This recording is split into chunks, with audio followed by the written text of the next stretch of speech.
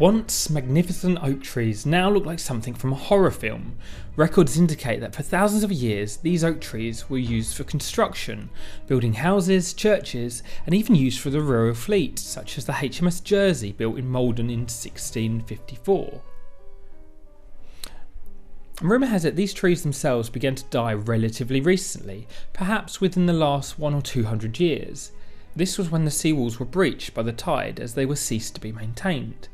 However, that isn't the only story. With Halloween coming up, please indulge me in the mysterious tale of the Petrified Oak Forest of Mundon.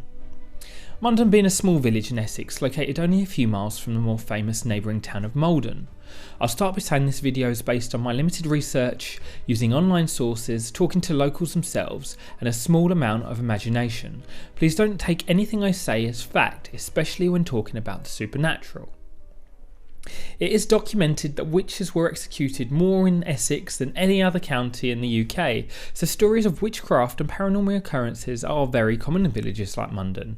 And despite the odd paragraph online, the history of the Petrified Oak Forest is shrouded in mystery. As mentioned before, the official story would tell you that the seawall was breached by the tide, which caused the ground underneath the oaks to become unusually saturated with salt water, thus triggering a chain of events that would lead to the petrification and death of the mysterious oaks.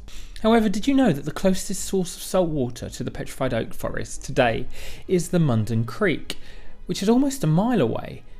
Too far to have such an effect, surely. And did you also know that this effect seems to be solely confined to this small oak forest, where there is no other evidence of tree death in the vicinity? And when you look closely at the dark and twisted branches of the petrified wood, it would almost seem as they've been turned to stone.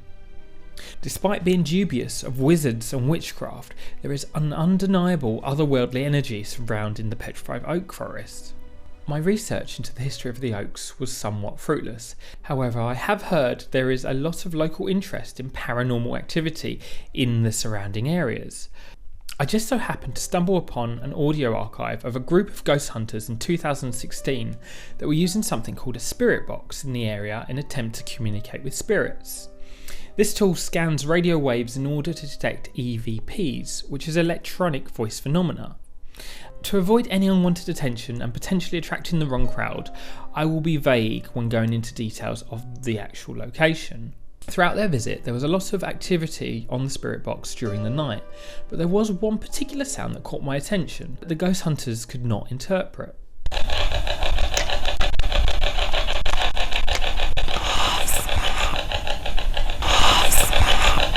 It very much sounded like a human voice, and with my background in media, I took it upon myself to attempt to clear the audio and make it clearer, but it didn't really sound like anything from the English language.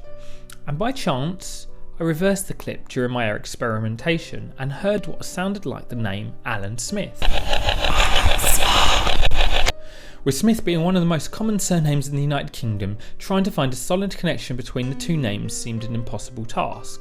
Refining the search to only Essex and making multiple combinations of the spelling of the names, I couldn't find anything out of the ordinary for the name Alan Smith. I repeated the name Alan Smith over and over again until the name lost meaning.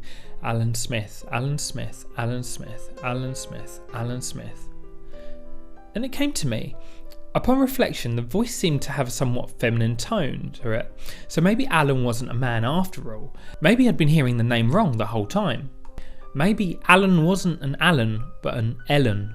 I tried the name Ellen Smith, and lo and behold, after not too much time searching, I found someone that was called Ellen Smith that was actually hung in Mundon, only a few miles from the Petrified Oaks themselves, in the 1500s, for being guilty of bewitching a person to death. Alas, this was as far as my search took me, and I could find no more information on Ellen Smith, despite the voice recording being captured only a few hundred metres away from the Petrified Oak Forest. There was no obvious connection to be made. Here is where I ask you to use your imagination. 440 years ago, Ellen Smith was hung for supposedly using witchcraft. And what if her spirit still roams the plains of purgatory, lost amongst the Petrified Oak Forest in Mundon, waiting to bewitch her next victim?